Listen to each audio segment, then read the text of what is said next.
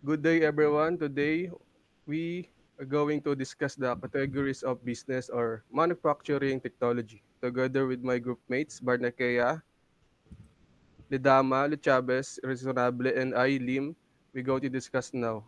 The first one is the BMS. BMS is a structured framework that integrates different organizational process into single platform. It connects department like finance, HR, production, inventory, ensuring operation runs smoothly and efficiently. So basically, yung BMS,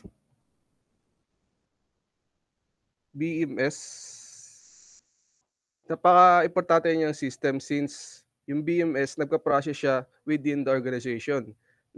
Like sa mga HR and production inventory into one single platform. Since yung system, tumutulong siya sa business para ma-run and smoothly. Tapos, nag improve din yung communication with this BMS since kino-coordinate niya yung bawat department sa mismong company. And also, yung BMS nag-attract siya ng performance, manage resources, and make data-driven decision. Example lang dito sa Smart Stock Supermarkets. Gumagamit siya ng ERP system. Yung ERP system is siyang type of BMS. Dito sa ERP system, nagmamanage siya ng inventory, track, sales, and kino-coordinate yung bawat business within supplier to avoid yung stockouts and overstocking. In short, yung BMS, tumutulong siya sa operation more effectively tapos mine-maintain niya yung consistency para sa day-by-day activities. Next one is the CRM. CRM naman is a management customer relationship management. So basically technology siya na system design para improve yung interaction ng company. Since nagko-collect siya at sine-centralize niya yung customer informations, ito yung mga purchase history, preference, and feedback para ma-improve yung communication tas yung service quality. By by automating repetitive tasks, tina-track niyo yung leads and ina-analyze yung mga customer behavior. Since yung CRM nga, tumutulong siya sa pag-provide ng personal experience para ma-boost yung customer satisfaction. And also, binibuild niya yung long-term loyalty. Sample dito yung scenario natin is the online store. Yung online stores, gumagamit siya ng CRM system para i-track yung customer preference like sa mga review and ratings. Since kailangan niya yung preference para i-send sa personal discounts based on the shopping histories. In short naman, yung CRM, tumutulong siya sa business para maintindihan yung customer better. And so also para ma-strengthen their relationship with them. Next one.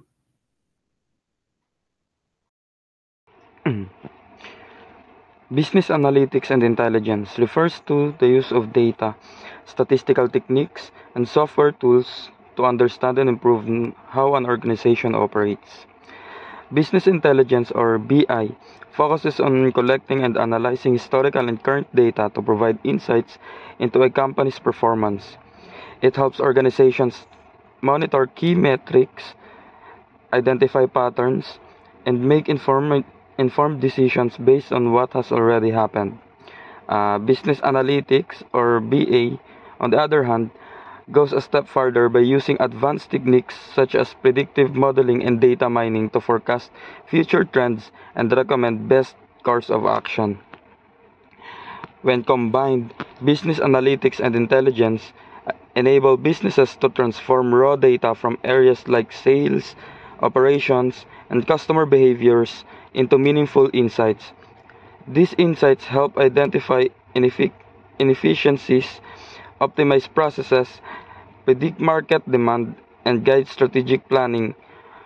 Overall, they empower organizations to make data-driven decisions that enhance performance, reduce risk, and achieve long-term growth.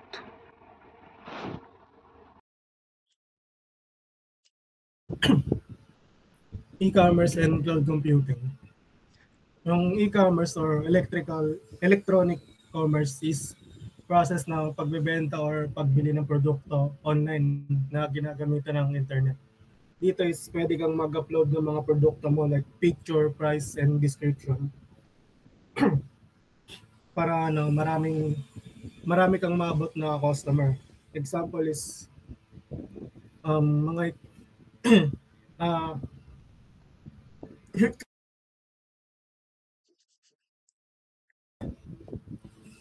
example is yung ano, Shopify na ginagamit ng mga small bakery na nagbebenta doon ng mga products nila. Nagsiset that ng presyo, and kapag may orders is nanonotify sila na may umu-order sa kanila.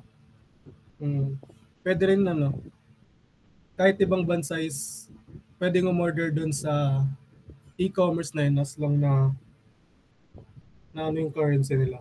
And sa cloud computing, ito naman yung paggamit ng online storage na pwede ma-access kahit saan basta meron kang internet. Pwede ito mabuksan ng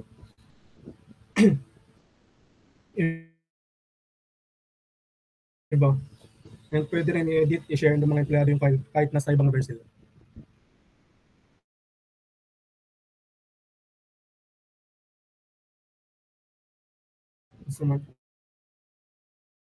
So next is yung automation and robotics. Sa automation and robotics naman, ito yung parang technology na pumapalit or tumutulong sa paggawa ng pagtulong sa mga pabrika or parang pinapalitan niya yung yung mga human, tawag ito, mga paggawa ng mga tao. So ginagamitan 'to ng mga makina, software or mga system sa pag-control. So yung automation naman is yung parang malawakang paggamit ng technology para isagawa yung mga complex na gawain, yung mga hindi kayang gawin or mga mga mapanganib na gawain sa mga sa mga tao. So siya yung gumagawa nun. So para mas minimal yung intervention ng tao, ta's mapabilis or tawag dito, mabawasan yung mga possible na mangyari or risk sa tao. So yung halimbawa nito is yung isang food beverage or food industry. So isa dito sa kumpanya na paggawa ng inumin na gumagamit na ng mga automated packaging lines sa pagle-label, pagbabalot. Yung gumagawa na nito is yung software machine. So napapanatili nila 'tong tuloy-tuloy yung service nito yung 24/7. So mas efficient siya kaysa sa mga paggamit ng or paggawa ng tao. So dito mas efficient siya kasi 24/7. So tinitiyak ng automation na ang bawat bote ay sunod-sunod, na yung kalidad niya is pare-parehas, quality lahat, tas yung kaligtasan ng paggawa ng paggamit or paggawa nung machine. So bukod dito yung mga robotic arms is parang nag-a-assemble siya yung nagse-seal, siya yung naglalagay ng pakete. So mas mabilis naman 'to, mas effective siya sa usually na ginagawa ng mga tao yung gumagawa, mas mabilis siya, gano'n. So, yun nagpapakita rin naman na mas mahusay or mas efficient or yun, yung paggamit ng automation at mga robotics kaysa sa nakasanayan nating na tao yung gumagawa. So next. So itong slide naman na ito is about CAD, CAM, 3D printing, IoT, and AI. Basically, ito yung mga modern digital manufacturing technologies na ginagamit sa product design, production, at automation. Yung una, CAD or Computer Aided Design. Ito yung software na ginagamit ng engineers or designers to create accurate 2D or 3D model. For example nito is kapag gumagawa ka ng cellphone casing, magagamit ka ng CAD software like AutoCAD or SolidWorks para i-design mo na yung exact shape at sukat bago siya gawin sa factory. So, ito yung parang digital drawing niya o yung blueprint bago gumawa ng actual product. Yung next naman is CAM or Computer Aided Manufacturing. After ma-design na sa CAD, sa CAM naman ang bahala para gawing real product yung design. It converts the digital model into machine instruction tulad ng CNC o Computer Numerical Control Machines. For example nito, may electronics company na nagde-design ng smartphone components sa CAD. Pag na-finalize na, si CAM na yung magpapatakbo ng CNC machines para i-cut and shape yung mga metal parts automatically. Yung next naman is 3D printing. Ito naman ay ginagamit yung sa paggawa ng physical objects layer by layer from digital models. Yung example nito na nakikita sa slide, isang toy company na gumamit ng 3D printing para gumawa ng limited edition ni Luffy. Ibig sabihin, bago sila mag-mass produce, nagte-test muna sila sa gamit 3D printing models para makatipid ng oras at materyales. Yung next naman, IoT. IoT connects machines and sensors para makapag-collect ng real-time data. Halimbawa sa factory, bawat machine may sensors na nagmamonitor ng temperature, speed, at yung production count. Yung data na yan, automatic na napupunta sa system para mabilis makita kung may problema o kailangan ng adjustment. Yung last, AI, Artificial Intelligence. AI analyzes the data from IoT and helps make smart and predictive decisions. Kunwari, may machine na napansin ng AI na bumabagal. Kaya nito na automatic i-adjust yung speed or pwedeng i-alert yung mga engineers bago pa masira yung machine. So, yung AI, tumutulong ito mag-improve ng quality, reduce downtime, at mapabilis yung production faster and smarter. And next slide naman. Next slide.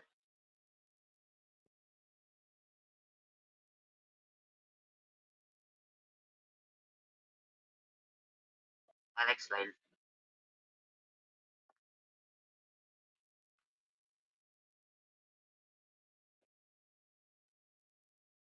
Yung next slide naman is about automation supply chain, MES, and AR/VR. Lahat ng to are modern technologies sa paggamit sa manufacturing at operation para mas maging efficient, organized, and high quality ang production process. Yung supply chain management system, SCMS, ito yung system na nag-organize ng flow ng goods, information, at finances from suppliers to manufacturers hanggang retailers. In short, ito yung nagtitiyak na maayos yung movement ng products from factory hanggang customer. Halimbawa nito, isang supermarket chain gumagamit ng SCMS para ma-track kung ilang stock ng gulay o prutas ang meron sila sa bawat branch. Pag nakita nilang paubos na, automatic mag-alert ng system para makapag-restock agad sa supplier. So, walang delay, walang sayang. Yung next, MES o Manufacturing Execution Systems. Ito naman, ginagamit sa loob ng factory para i-monitor at i-control ang production process. Nakikita dito kung gaano kabilis ang paggawa. Kung may machine na may problema o kailangan ng maintenance. Halimbawa nito sa food industry, kunwari may drinks factory na gumagawa ng iba't ibang drink flavor. Gamit ang MES, matatrack nila kung ilang bottles na ang nagawa. Kung maayos ba ang takbo ng machine at kung kailangan i-schedule ang maintenance para maiwasan ang problema. Yung last is AR/VR o augmented reality and virtual reality. Ito naman ginagamit para sa training, visualization, at simulation. Ang VR ay full virtual environment. Parang nasa loob ka ng simulation world. Habang ang AR naman ay yung pag-overlay ng digital information sa real world. Halimbawa nito ay yung isang transportation company gumagamit ng VR simulation para i-train ang mga bagong bus drivers. Pwede sila mag-practice pagmaneho sa virtual city. May traffic, may emergency scenarios, pero safe kasi walang totoong risk. Tapos sa AR naman, pwede silang gumamit ng AR glasses habang nag-drive sa totoong daan. Lalabas dun sa real-time info like yung pinakamabilis na ruta, traffic alerts, tapos yung safety warnings para mas madali silang gagawa ng decisions sa kalsada.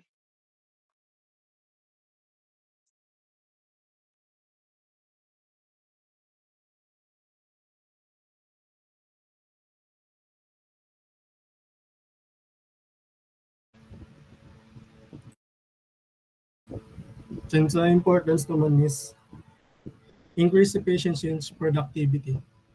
Kasi ibig sabihin nito is mas mapapabilis and mapapadali yung trabaho sa loob ng isang kumpanya gamit yung technology.